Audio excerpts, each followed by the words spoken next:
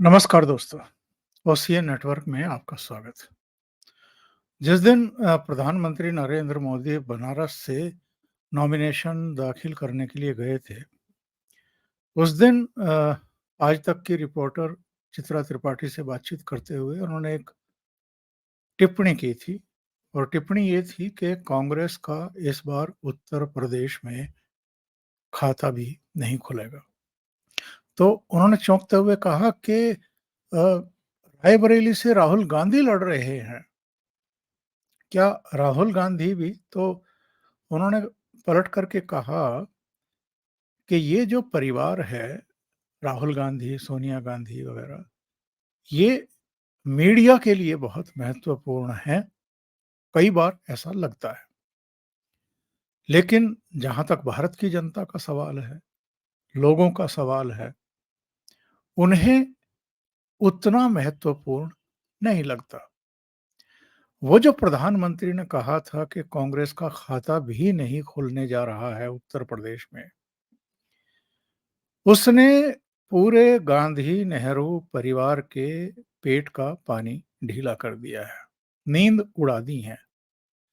और आप नोटिस कर रहे होंगे, राहुल गांधी वायनाड में मतदान पूरा होने के बाद रायबरेली में नॉमिनेशन दाखिल करने के लिए आए और रायबरेली से उन्होंने चुनाव लड़ने का फैसला भी किया।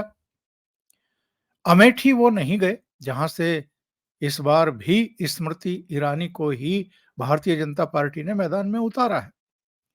उनके मुकाबले के लिए अपने एक पुराने कारिंदे केएल शर्मा को उतार दिया, जो अमेठी और रायबरेली में इनके कामों की चिंता करते हैं या पब्लिक की चिंता करते हैं थोड़ी बहुत। ये तो जीत करके वापस लौटते नहीं है। कभी जैसे पिकनिक पर कोई जाता है तो उस अंदाज में कभी-कभी चले जाते हैं, 1 दिन के लिए, 2 दिन के लिए। सोनिया गांधी रायबरेली कितनी बार गई होंगी, जबकि सोनिया गांधी को रायबरेली ने 5 बार संसद भेजा। उससे पहले इंदिरा गांधी को भी भेजा। सोनिया गांधी के जो अ, ससुर साहब थे यानी फिरोज गांधी, उनको भी 52 और 57 में भेजा। वो भले ही रायबरेली आते-जाते हों, एक तरीके से उनका घर भी था, पर जो बाद की इनकी पीढ़ियां रही और इंक्लूडिंग इंदिरा गांधी, उनकी उपस्थिति वहां कितनी रही, ये अपने आप में एक शोध का विषय है। बहरहाल चौंकाने वाली बात ये रही प्रधानमंत्री की टिप्पणी के बाद कि प्रियंका गांधी वाड्रा ने तो अमेठी और रायबरेली छोड़ी ही नहीं है, जब से राहुल गांधी ने वहां से लड़ने का फैसला किया है। राहुल गांधी भी वोटिंग के दिन रायबरेली में बूथ बूथ घूमते हुए दिखाई दे रहे हैं। वो बछरावा गए, उसके बाद पता लगा कि हरचंदपुर इलाके में जा रहे हैं, विधानसभा क्षेत्र में जा रहे हैं। इसके अलावा जो वहां पिपलेश्वर हनुमान मंदिर है, वो उसमें भी पूजा करते हुए दिखाई दिए।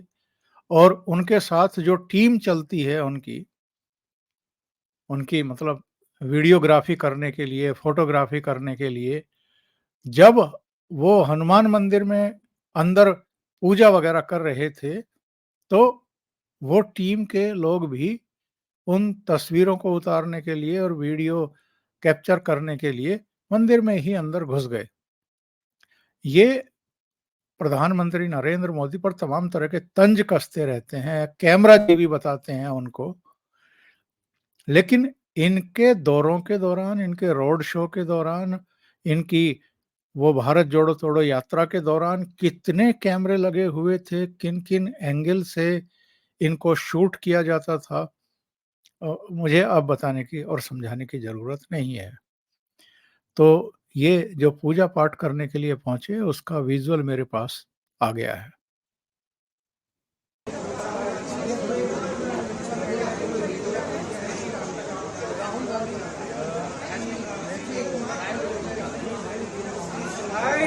सर थोड़ा साइड हो जाओ प्लीज। साइड हो जाओ।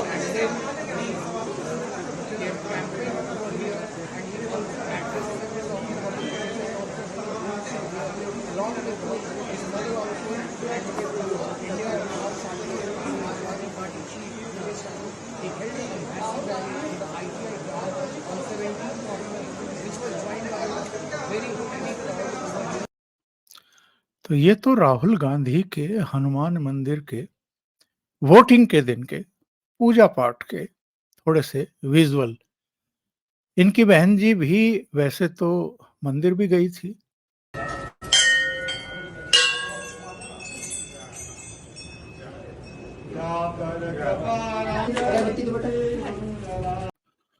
लेकिन वो रायबरेली स्थित गुरुद्वारा भी पहुंची।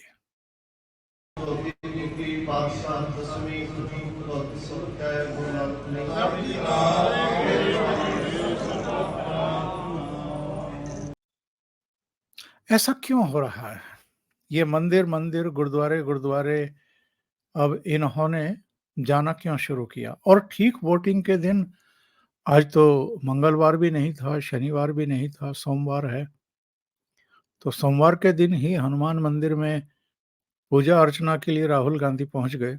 वैसे तो भगवान के दरवाजे पर किसी भी दिन पहुंचा जा सकता है, पर आमतौर पर हनुमान जी के जो दिन हैं वो मंगलवार और शनिवार माने जाते हैं। और कोई संयोग हो कि आप किसी क्षेत्र विशेष में पहुंचे हैं और उस दिन मंगलवार या शनिवार है और आप हनुमान मंदिर गए हैं, तब तो वो तर्क संगत लगता है, समझ में आता है कि आप उधर गए। और ये चूंकि आपके जीवन के रूटीन में है कि आप जाएं, पर ऐसा तो है नहीं कि इनके जीवन के रूटीन में है ये। और जो एक्चुअल में इनके विचार हैं, मतलब सनातनियों के लिए, जो सनातनी होते हैं, जो हिंदू होते हैं, वही तो मंदिरों में जाते हैं या हनुमान जी की, या जो हमारे दूसरे आराध्य हैं, आराध्य देव हैं, उनकी पूजा अर्चना के लिए जाते हैं। तो ये तो जो सनातन धर्मी हैं, उन पर लगातार अटैक करते हैं। ये नहीं करते हैं तो इनके साथी, संगी साथी करते हैं। बल्कि हिंदुत्व को लेकर के तो इन्होंने भी तमाम तरह के बयान दे रखे हैं। फिर ऐसा क्या है कि बहन जी जा रही हैं गुरुद्वारा, बहन जी जा रही हैं मंदिर, और वहाँ लटके हुए घंटे बजा रही हैं, और ये पहुंच रहे हैं हनुमान मंदिर, वो भी ठीक वोटिंग के दिन। ये है एक प्रेशर, इनके दिमाग पर प्रेशर है। इनको ये समझाया गया है, इनको ये बताया गया है, वरना ये नहीं जाते। ये समझाया गया है कि आपने राम मंदिर के प्राण प्रतिष्ठा का बायकॉट किया है, और बायकॉट भी ऐसे नहीं, खामोशी के साथ नहीं किया है, लिख करके बायकॉट करने का मतलब एक लेटर जारी किया आपने। तो इसका जो है लोगों ने ठीक से संज्ञान ले लिया है, और इस बार जनता इसका प्रतिकार अपने ही हिसाब से वोटिंग के समय करने वाली है। और हमने तो कभी सुना नहीं, आपने कभी सुना हो तो सुना हो कि राहुल गांधी वोटिंग के दिन कभी अमेठी में बूथ बूथ घूमे हों। तो अब रायबरेली क्यों घूम रहे हैं बूथ बूथ? पहले बछरावा में, अब सुन रहे हैं कि हरचंदपुर जा रहे हैं। मतलब वहां पहुंच गए रायबरेली ठीक वोटिंग के समय। ऐसा क्यों है? पहले तो ऐसा कभी नहीं हुआ। इसकी वजह मैं बताता हूं आपको।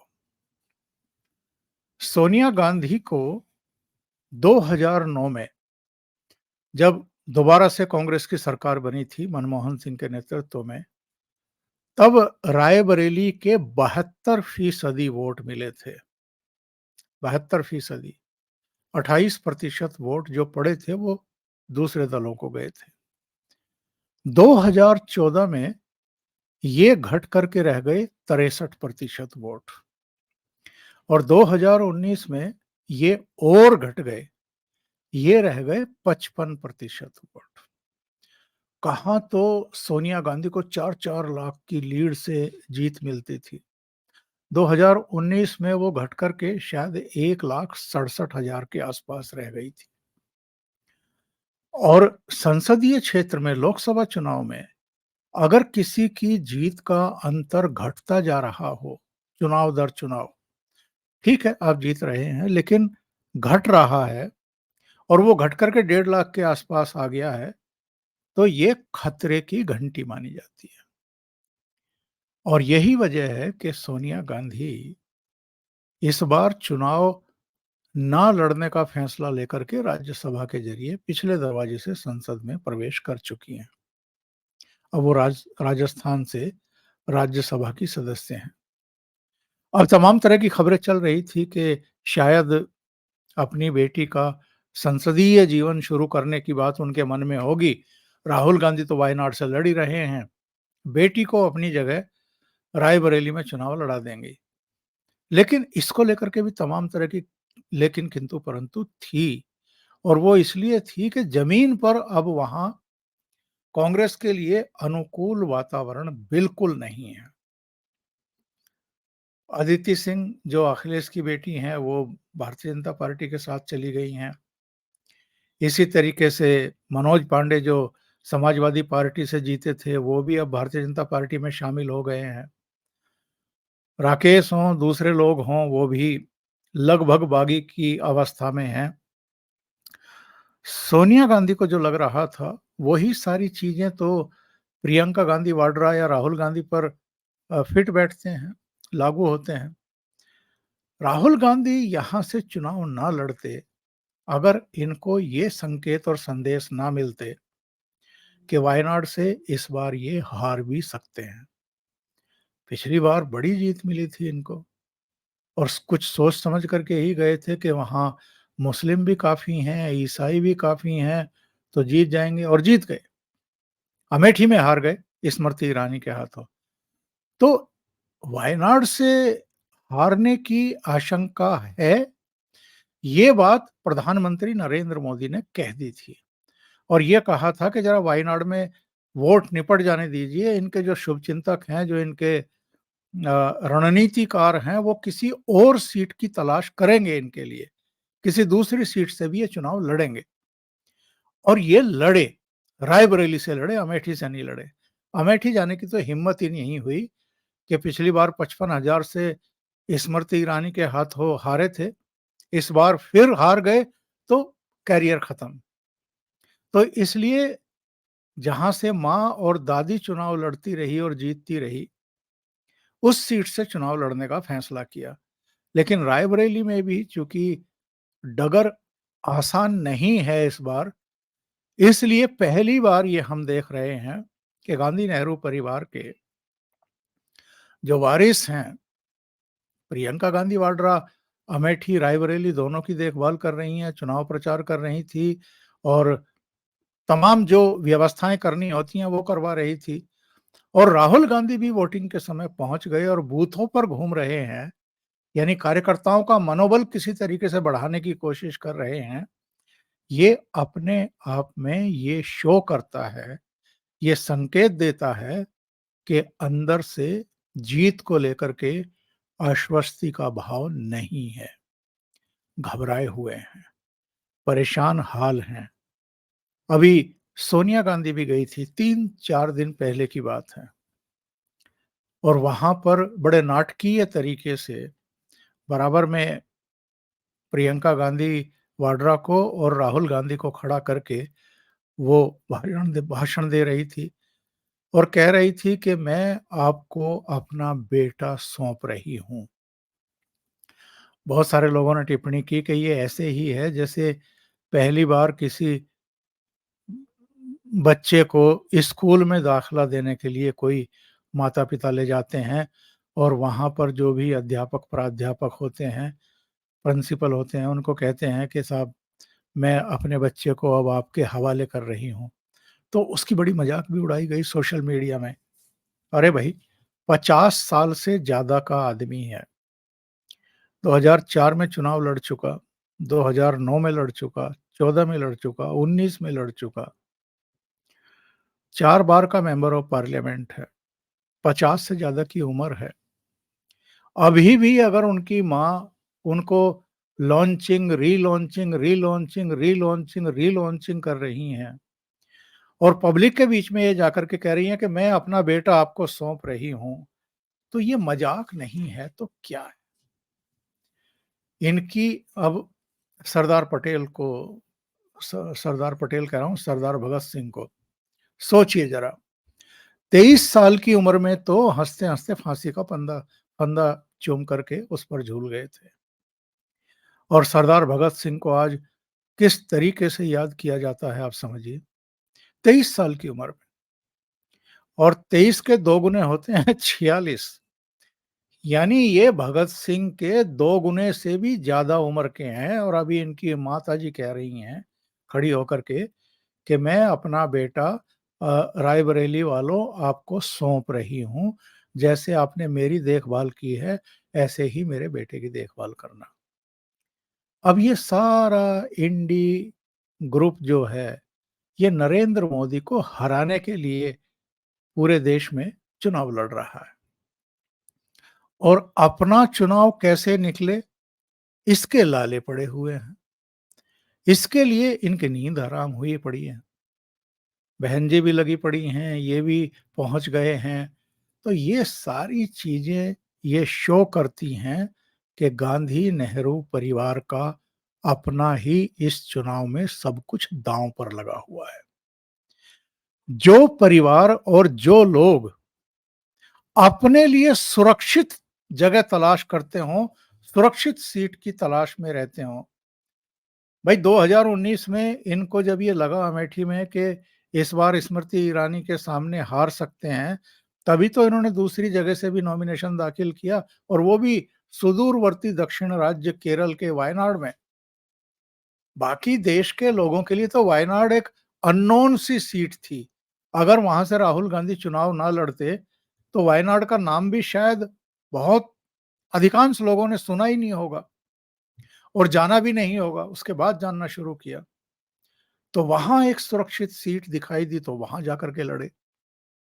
इस बार वो भी सुरक्षित नहीं रह गई, तो जो जहां से मां लड़ती थी, जहां से दादी लड़ती थी और जीतती थी, उस रायबरेली पहुंच गए। अमेठी आने की हिम्मत इस बार भी नहीं पड़ी।